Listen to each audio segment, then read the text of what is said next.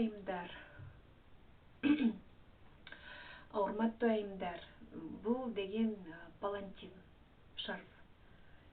Бунун өзгөчөлүгү моундай чачыктары бар да, байкадыңыздарбы бул чачыктарды?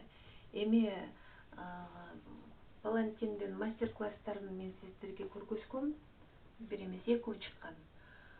Ошолорду көрүңүздөр. Бул палантиндин өзгөчөлүгү бул моундай чачыктары бар да. Мынакей көрүңүздөрбү? Эми ушул чачыкты кантип жасаш керекти ошо мастер-класста көргөздүм.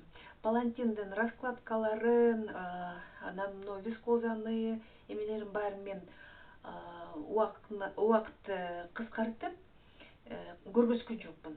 Съемка кылган жокмун. Раскладкаларын сиз өзүңүздөр каалагандай жазаңыздар, бирок бул чачык жасаш үчүн бунун өзүнүн башкача раскладкасы бар экен. Аны мындай кылат экен да, мына мен сиздерге көргөзүп кетейин. Биз жүндү алабыз да, жүн в топсе. Ошондо бунда биринчи маргеланский шелк салынат. Мына маргеланский шелк салдык. Анан кийин жүндү алабыз дагы, жүндү бул жагына мындайынан салабыз. Узунунан салабыз, узунунан. Мынтип узунан салып кетебиз. Бүт полный палантинге узунан салып, эми ушинтип салып кетебиз да. Узундан ушинтип салып кетебиз. Полный. Много маргеланский шелкко ушундай кылып салабыз. Анан экинчи раскладкасын болсо, биз болсо бул бурчтан алып, могу уже раскладка кылдык да. Бир эме моундай раскладкаларды кылдыкпы? Эми бул бурчтан алабыз дагы, и бул жаана 90 градустан полный салып чыгабыз. Мынтип полный.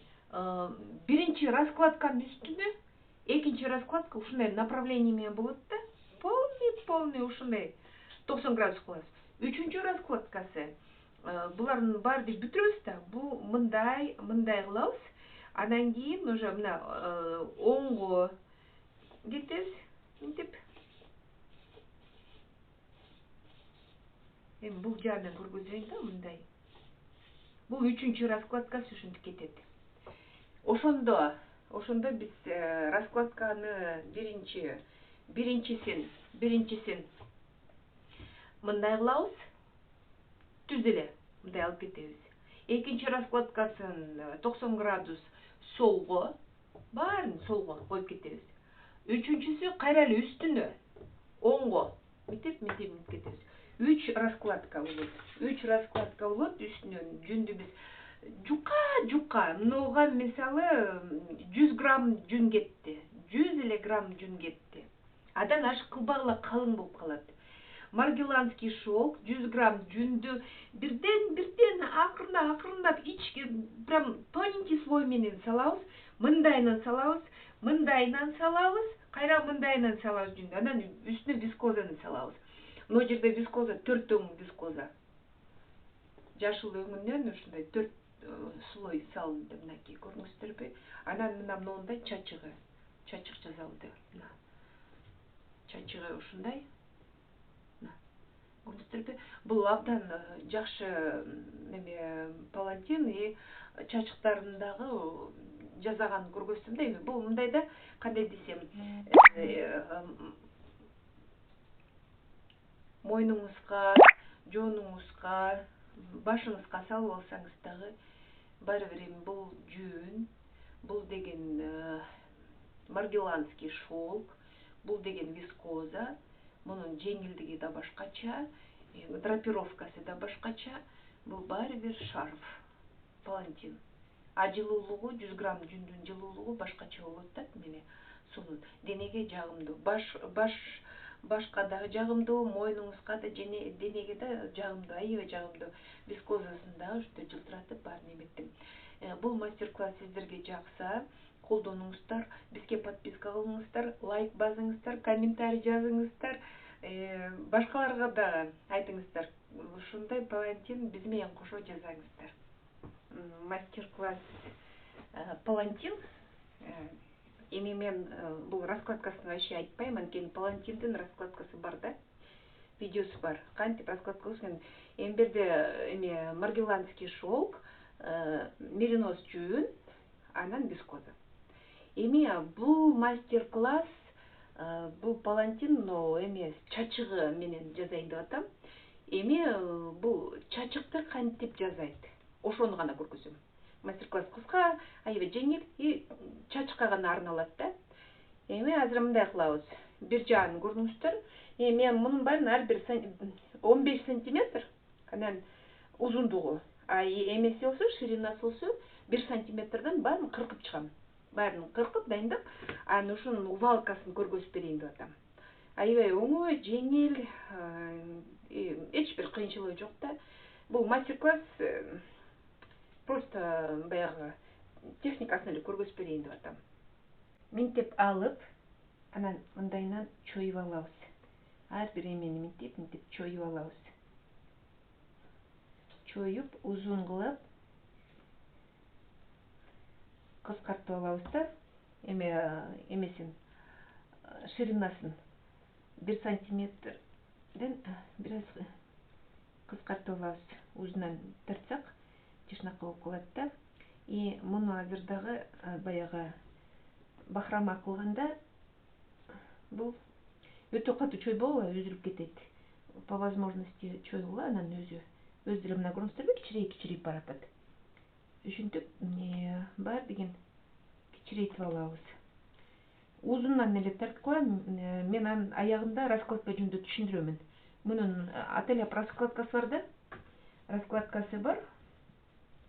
Ошо раскладка менен чоюп эметсеңиздер, бахрамалары муну тартканга оңой болот да. И бул анан кийин эме кылат. Мынакей ушинтип баарын чоюп алабыз. Мен бар деген кестим, чойдум. Эми моундай кылып, эми мунун бар деген азыр катать этебиз. Кантебиз? Булар мына үчөөнү мен эметтим. Моундай клеенка алабыз, колду самындайбыз. Бирке мына жерге самын эле. И ушинтип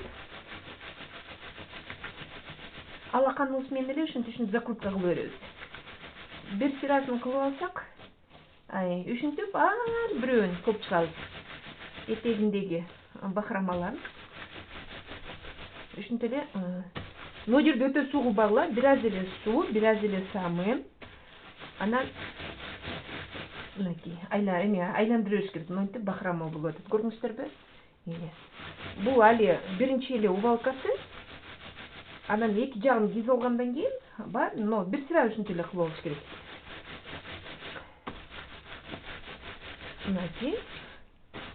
Көрдүңүздөрбү? Мына жашыл вискоза, ак жүн, ак меринос жүн, анан кийин маргеланский шелк, бар деген биригип, аябай сонун эмени бахраманы кылып атат.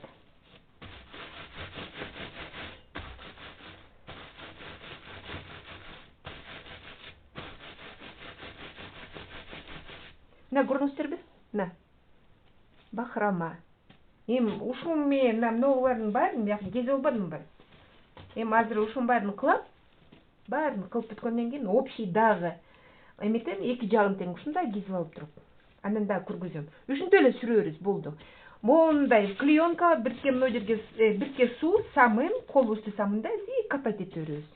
Мынакей.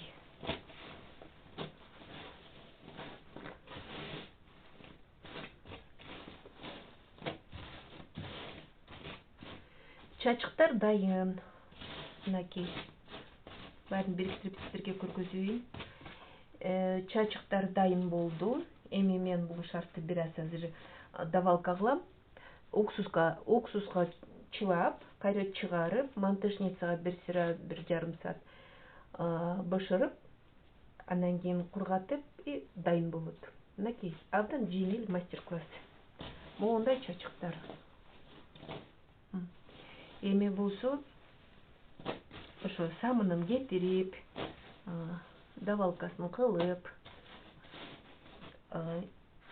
жумуштардын баарын бүтүрүп койдук. Им только мынау жағын даваливать етейлі. Бұл жағын давалка қылып, уксусқа салып, мұны барын бүтіріп қоямыз. Мынакей ежегілер моғындай пакетке, пленкаға, мынандай үйіні шығады ғой деп мен. Вот ушындай упаковочный, да? На ушындай движение қылып, давалка қыламыз. Но вискоза жақты біздегі сүрбейбіз да, вискозасын сүрбейбіз. Азырынча мынау эме жебеги бар жерде сүрөбүз да, анткени бул жака жанагы ак жүндөр чыгып кетиши мүмкүн да, мериноз чыгып кетиши мүмкүн, ошон үчүн алабыз дагы сүрөтү бар жерде сүрбейбиз. Мына кырдан баштадык, мынакей мына эме чачыгы бар жерден баштап, чачыгы менен кошо мындайынан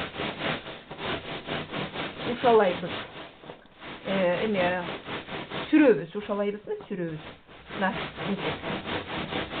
Узунун кыскартпайбыз, просто энин бирге кыскартып коебуз да. Увалка андан көрө ээн жагына келсин. Онуна ушинтип. Именно маргеланский шелк болгон жерге увалка кылабыз. Мына мен берге азыр самындап койдум, пена кылып. И ушу пенкага увалка кылып беребиз. Мен күчкө салган жокмун, эжекелер. Вообще күчкө салганга болбойт. Жөн эле сүрүп атам. Кол менен кармап туруп, мынтип сүрүп атам. Бул жака суу куюп, мындай, суу куюп турган. Самындап койсо, самын болуп калат. И болду. Иш жагын маргеланский шелк жагын ушинтип убалка кылабыз. Болду, бул бүттү. Эми муну мен не кылам? Мен муну азыр чайкайм, уксуска чылайм и мантечницага бир сыра бышырып коем. Болду, бүттү.